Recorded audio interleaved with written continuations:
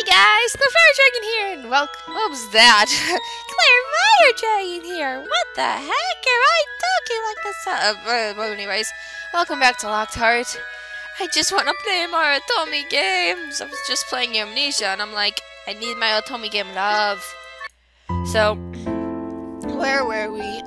Alright, I'm gonna try to read this while I'm sick, so bear with me. Ever since that day, Sol and Dion hadn't said a word to each other. Sol threw his attention at his work, and Dion just appeared for hours on end. Occasionally, they would show up for dinner at the same time, but neither said a word. It made the room very uncomfortable, and the silence only broke the silverware clinking upon dishes. I couldn't help wonder what was happening between them after I hastily left that day. Then, there was a curse that was yet to be broken.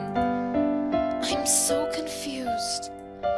There are too many things to think about. I sighed, flopping down on my bed. The sheets gave a loud poof before settling into a pile of wrinkling around me. It was tiring with all these complications, yet not a single idea made things simple again. I should sleep. Sleeping. Sad music. I looked around me, but it was all black. Hello? Am I dreaming? Ooh, pretty. Spinning around, I noticed a tall, beautiful woman that hadn't been there only seconds before.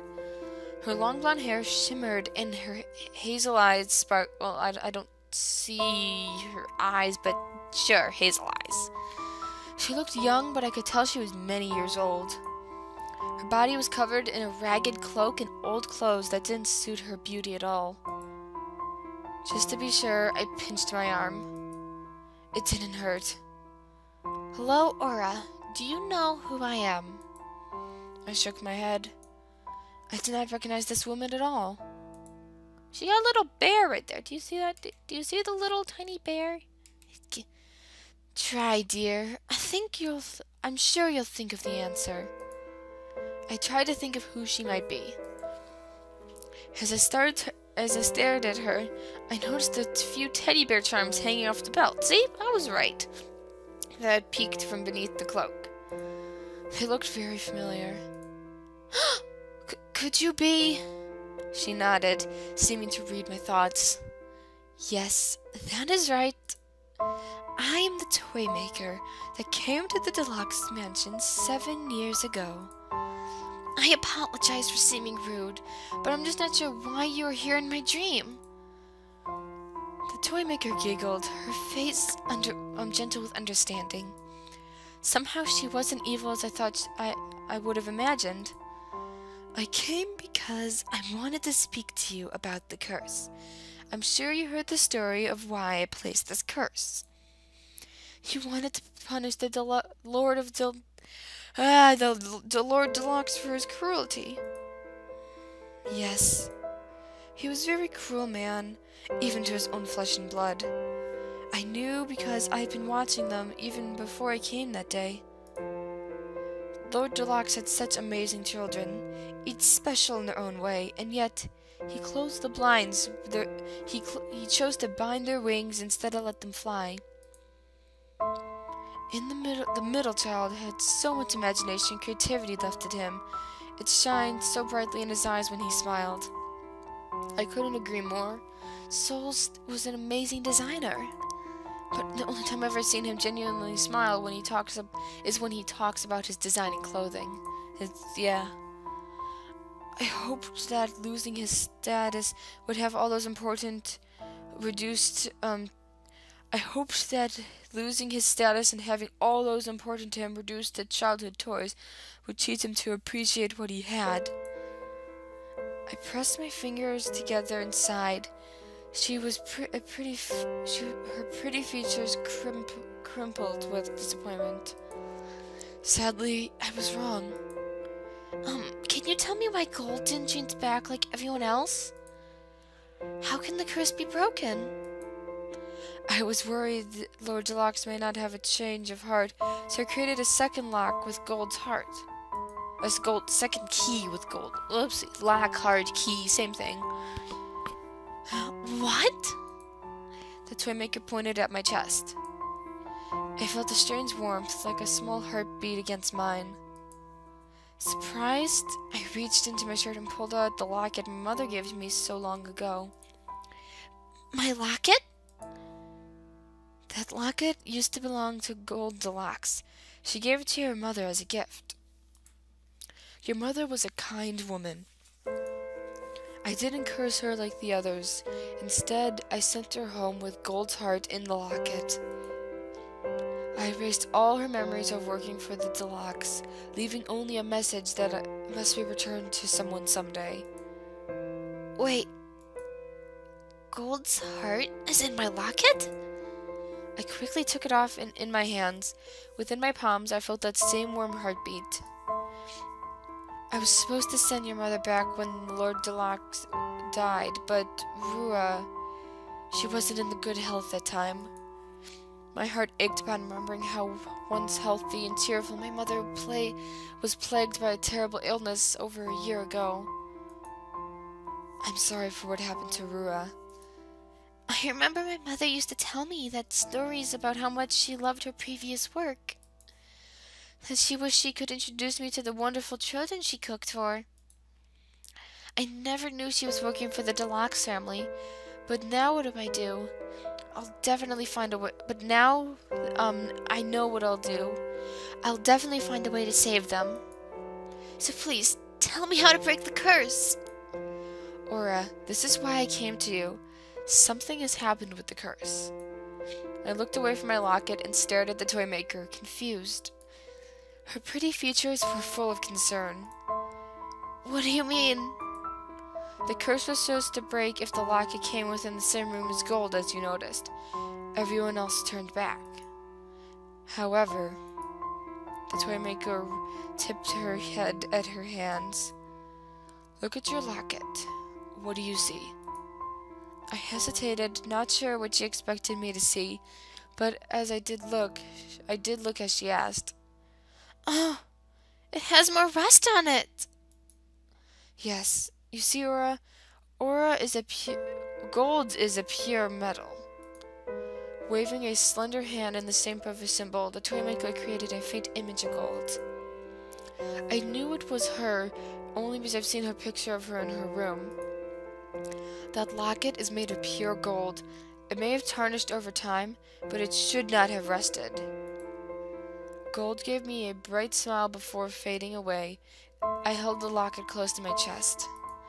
So then, what could have caused it? There's a distressed heart who wishes the curse to remain. Its emotional turmoil got tangled in my magic and seems to the locket was affected. And probably soul. Hold on. Oh, sorry about that.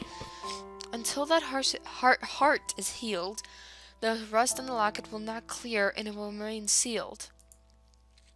It's all Soul's fault. Darn it, Soul. See, the first one I thought was Soul. But why would he make such a wish when he longs to see his sister again? Yet, I was sure the heart in distress was Soul's. I couldn't prove it, but that's what I felt inside. Gently, I held my locket out again. I gazed at the dark rust clinging to what must have been a pretty gold locket once upon a time. The longer I looked at it, the more certain I became. So, if I can clear the rust in the locket, I can break the curse. Yes, Sora, if you are able to change that person's wishes, the rust should disappear. I nodded with determination, a determined smile on my face. Sweeping the locket back around my neck, I thanked the toy maker for her help. A piece of advice to consider, Aura Rianola. I paused, for both curious and concerned about what she had to say. It isn't always about cutting the chains of the past. They could lead you to the answer you've been searching for. Thank you. Ah, there's the pretty soul again. We're gonna help heal his broken heart because he's all sad and tormented about his past. I looked at myself in the mirror, wondering if everything was just a dream was true. I didn't really believe the toy maker was a bad person, but she caused such distress in everyone in this household. It was confusing. I wanted to be angry at her, but I could understand why she was unhappy with their father. His spirit still haunted the household. The distressed heart had to be Soul's. His eyes, both teddy bear and human, betrayed such sadness even as he smiled and spoke with polite reason. And yet, I was not sure why Soul would make such a wish. I needed to find an answer soon, but first, that problem between the brothers. I still had that problem. Maybe the argument in Soul and Dion is because of their heirloom and what Soul is doing. With all due respect, Lady Aura, my older brother is the reason why I'm trapped in this world at all. I stared at the mirror. I decided to find out what was causing the dissonance between the brothers. Maybe it wouldn't break the curse, but I hope it could clear the air between bringing them back together. Sorry, I'm spaced out a moment, but I can't give up just yet. Crossing my arms and sighing, I tried to think of who I was going to talk to.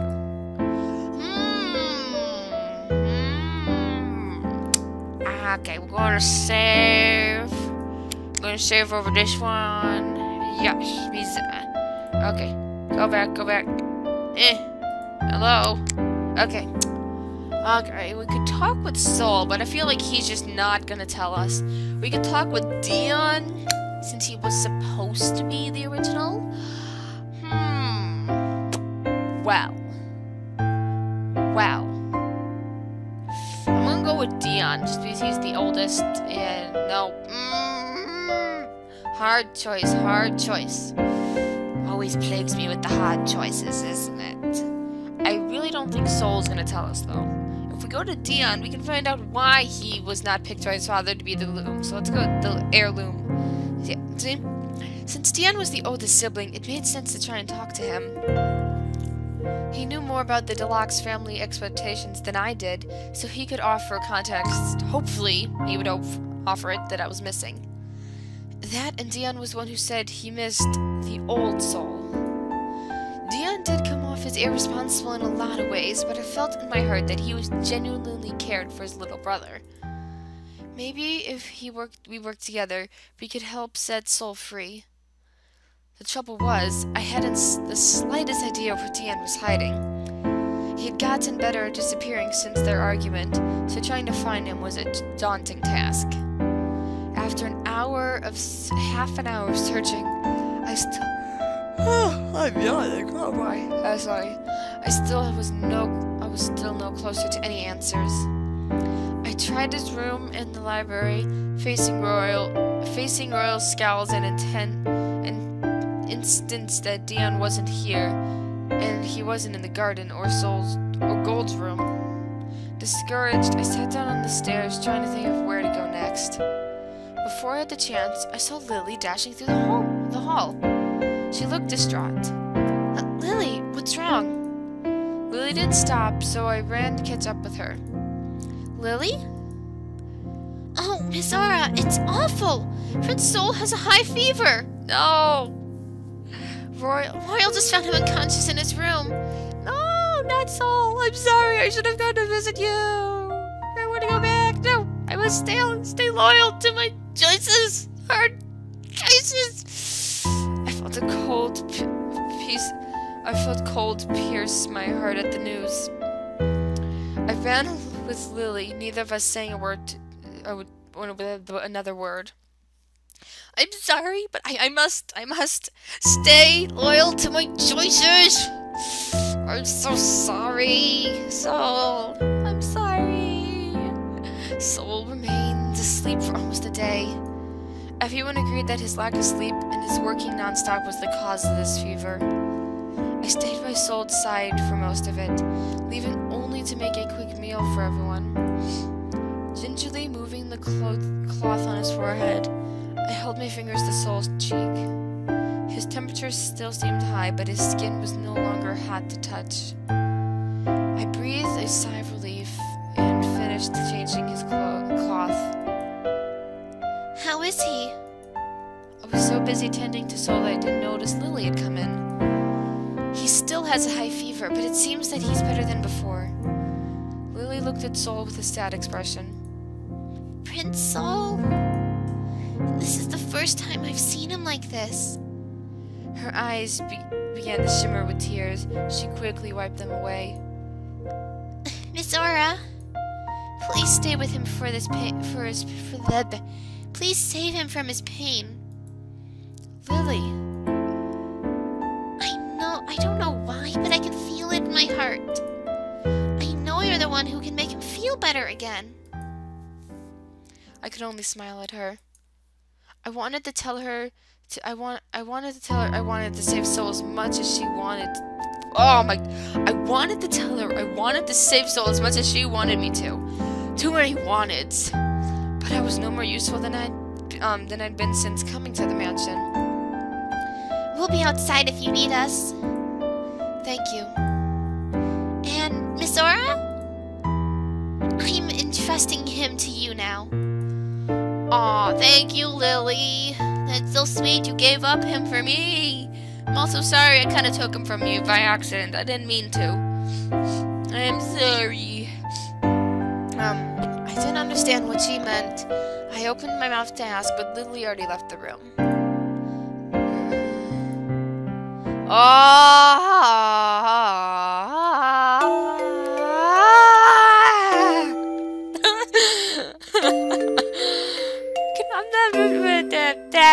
The words that I know he's not feeling well, but dang, he's not in a ponytail and his hair's all flowy and he's just got a nice white shirt on. Okay, I'll stop. Sol's long eyelashes fluttered. It seemed at first he was waking up, but then he whimpered without opening his eyes. Is he still asleep?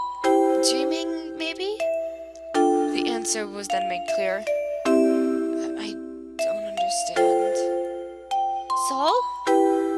I called out to him, but Sol didn't answer me. He pressed his lips together, but the lower one trembled. When he moved his head, I saw his eyelashes were damp. What did I do? Sol, it's just a dream. He didn't seem to hear me. His voice was strained with emotions as his dream carried on. What did I do to make you hate me, big brother? My eyes widened. I thought he may have been dreaming about his father again, but this was actually about Dion. Reaching over my other hand, I gently shook his shoulder. Sol, Dion could never hate you. Please wake up. It took a bit of coaxing before I saw those jewel green eyes look up at me. Oh, those eyes. Yeah, I'm going to fangirling. When he finally did, they were wet with tears. I want to hug him. Sol? Oh, Lady Aura. His mouth swept into a smile. I want to hug him now.